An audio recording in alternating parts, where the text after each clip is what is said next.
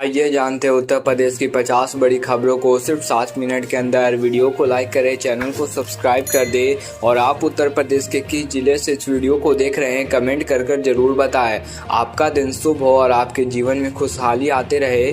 तो चलिए वीडियो को शुरू करते हैं। मुख्यमंत्री योगी आदित्यनाथ ने सरकारी विभागों की खाली पदों की भर्ती प्रक्रिया में तेजी लाने का निर्देश दिया है, जिससे राज्य के युवाओं को रोजगार के अवसर मिल सके। सरकारी नौकरियों के लिए ऑनलाइन आवेदन प्रक्रिया को भी सरल बनाया गया है। भारतीय रिजर्व बैंक आरबीआई ने नया निर्देश जारी किया है, जिसके तहत बैंक लोन की ब्याज दरों को बेस रेट से लिंक करना अनिवार्य होगा। इसका असर होम लोन और पर्सनल लोन ग्राहकों पर पड़ेगा। मुख्यमंत्री योगी आदित्यनाथ ने प्रदेश के विकास के लिए नई योजनाओं की शुरुआत की है, जिसमें ग्रामीण क्षेत्रों के विकास और शहरी क्षेत्रों में बुनियादी सुविधाओं को सुधारने के लिए नए प्रोजेक्ट शामिल है। उन्होंने कहा कि राज्य की जनता को बेहतर स्वास्थ्य सेवाएं, शिक्षा और बुनियादी ढांचे का लाभ मिलेगा।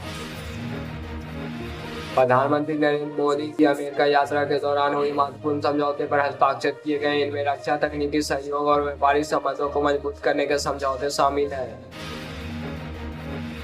उत्तर प्रदेश में ट्रैफिक नियमों में बदलाव किया गया है और नए जुर्माने लगाए किए गए हैं। अब लाल बत्ती तोड़ने या बिना हेलमेट की गाड़ी चलाने या शराब पीकर गाड़ी चलाने पर भारी जुर्माना लगेगा। इससे सड़क दुर्घटनाओं को कम करने की कोशिश की जा रही है।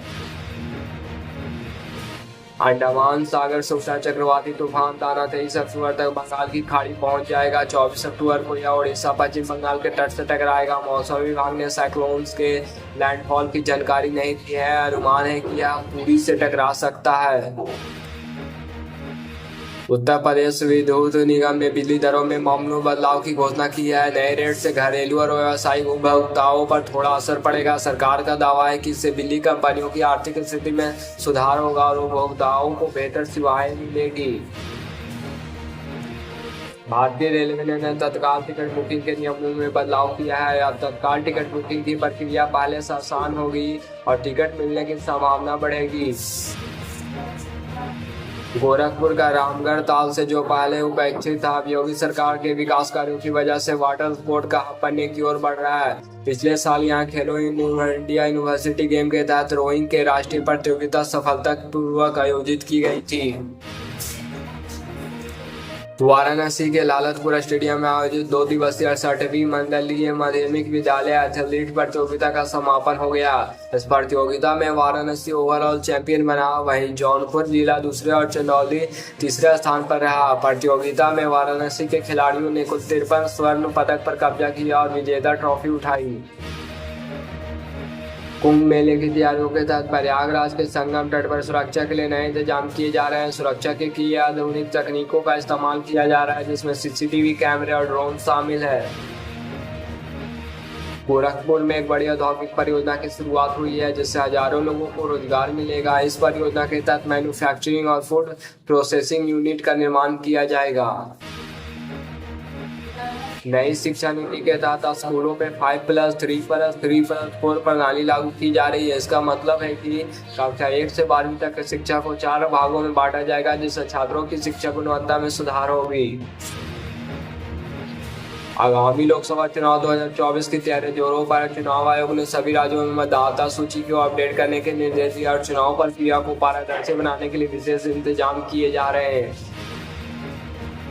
नोएडा के जेवर में बन रहे अंतर्राष्ट्रीय हवाई अड्डे का निर्माण तेजी से हो रहा है। एयरपोर्ट उत्तर प्रदेश का सबसे बड़ा हवाई अड्डा होगा और इससे क्षेत्र की कनेक्टिविटी में भारी सुधार होगा।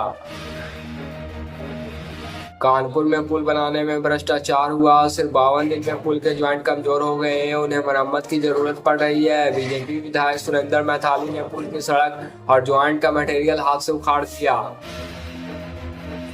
राज्य में महिलाओं की सुरक्षा के लिए मिशन शक्ति अभियान चलाया जा रहा है। इसके तहत महिलाएं हेल्पलाइन और पुलिस पेट्रोलिंग की ओर अधिक मजबूत किया गया है, ताकि महिलाओं को किसी भी आपात स्थिति में तुरंत सहायता मिल सके। कुशीनगर जिला प्रशासन ने किसानों को पराली जलाने से रोकने के लिए सख्त कदम उठाए। डीएम ने किसानों से पर्यावरण और खेतों की उर्वरता को बचाने के लिए पराली न जलाने की अपील की है। जो किसान आदेश का पालन नहीं करेगा, उन पर 15,000 रुपये तक का जुर्माना लगाया जाएगा। काशी में हजारों करोड़ की सौगात देने पहुंचे रहे प्रधानमंत्री नरेंद्र मोदी के फ्लीट रूट पर ट्रैफिक एडवाइजरी जारी हो गई है। रविवार को शहर की कई सड़कों और चौराहों पर आवागमन बंद रहेगा। मलहदैया से लेकर रथ यात्रा के रूट को 4 घंटे तक बंद रखा जाएगा। सरकार ने किसानों के लिए नई कृषि योजना की घोषणा की है, जिसमें सब्सिडी पर प्याज, खाद और सिंचाई सुविधाएं प्रदान की जाएगी। किसानों को आधुनिक कृषि तकनीकी का प्रशिक्षण भी दिया जाएगा ताकि उनकी पैदावार में सुधार हो। बरेली में एक नया सुपर स्पेशलिटी अस्पताल का उद्घाटन किया गया। यह अस्पताल आधुनिक चिकित्सा सुविधाओं से लैस और इससे आसपास के लोगों को बेहतर स्वास्थ्य सेवाएं मिल सकेगी। प्रधानमंत्री नरेंद्र मोदी ने रविवार को 5 राज्यों के साथ एयरपोर्ट से जुड़े 6500 करोड़ रुपए के अलग अलग प्रोजेक्ट का उद्घाटन किया। इसमें उत्तर प्रदेश के सहारनपुर, मध्य प्रदेश के रीवा और छत्तीसगढ़ के अंबिकापुर में नए एयरपोर्ट का उद्घाटन में शामिल है। मेरठ में खेल प्रतिभाओं को निखारने के लिए एक नई खेल अकादमी की शुरुआत हुई है। यह अकादमी युवाओं को विभिन्न खेलों में प्रशिक्षित करने के लिए सभी आवश्यक सुविधाएं प्रदान करेगी। केंद्र सरकार ने नए ट्रैफिक नियम लागू किए हैं, जिसमें बिना हेलमेट और बिना सीट बेल्ट की यात्रा करने पर भारी जुर्माना लगाया जाएगा। इसके अलावा ओवर स्पीडिंग और शराब पीकर गाड़ी चलाने पर सख्त कार्रवाई की जाएगी। सरकार ने हाल ही में बाढ़ और भूकंप जैसे प्राकृतिक आपदाओं से निपटने के लिए नई रणनीति बनाई है, जिसमें आपदा प्रबंधन टीमों को प्रशिक्षित किया जा रहा है और राहत सामग्री का भंडारण बढ़ाया गया है। काशी विद्यापीठ नैक ग्रेडिंग में B++ ग्रेड मिला है। National assessment and accreditation council की ओर से काशी विद्यापीठ को यह ग्रेड मिला है। बता दें कि काशी विद्यापीठ परिसर में 7 से 9 अक्टूबर 2024 तक नैक पीयर टीम ने निरीक्षण किया था। निरीक्षण के बाद शनिवार को परिणाम जारी किया गया। नैक की ओर से काशी विद्यापीठ को ग्रेड की जानकारी देते हुए बताया गया कि यह ग्रेड B++ अगले 5 वर्षों तक के लिए मान्य होगा। प्रधानमंत्री नरेंद्र मोदी के संसदीय क्षेत्र वाराणसी में गंगा सफाई अभियान को नई गति मिली है। नए प्रयासों के तहत गंगा के किनारे अवैध निर्माणों को हटाया जा रहा है और नदी को स्वच्छ रखने के लिए स्थानीय निवासियों को जागरूक किया जा रहा है। IMS-BHO के प्रोफेसर ओम शंकर ने शनिवार को हृदय रोग विभाग में प्रेस कॉन्फ्रेंस कर विश्वविद्यालय प्रशासन पर नियमों की अनदेखी करने का आरोप लगाया। उन्होंने बताया कि विश्वविद्यालय में कितने सलाहकार नियुक्त हुए हैं, उन्हें कितना मानदेय दिया जाता है, किस आदेश से उनकी नियुक्ति हुई है, यह सब जवाब RTI से मांगा है। लेकिन विभिन्न प्रशासन ने जवाब में 17 अक्टूबर 2024 को बताया गया था कि कार्यालय में इसका कोई रिकॉर्ड नहीं है। पेट्रोल और डीजल की कीमतों में कुछ शहरों में वृद्धि देखी गई। हालांकि केंद्र सरकार ने राज्यों को वैट कम करने के निर्देश दिए ताकि लोगों को महंगाई से राहत मिल सके।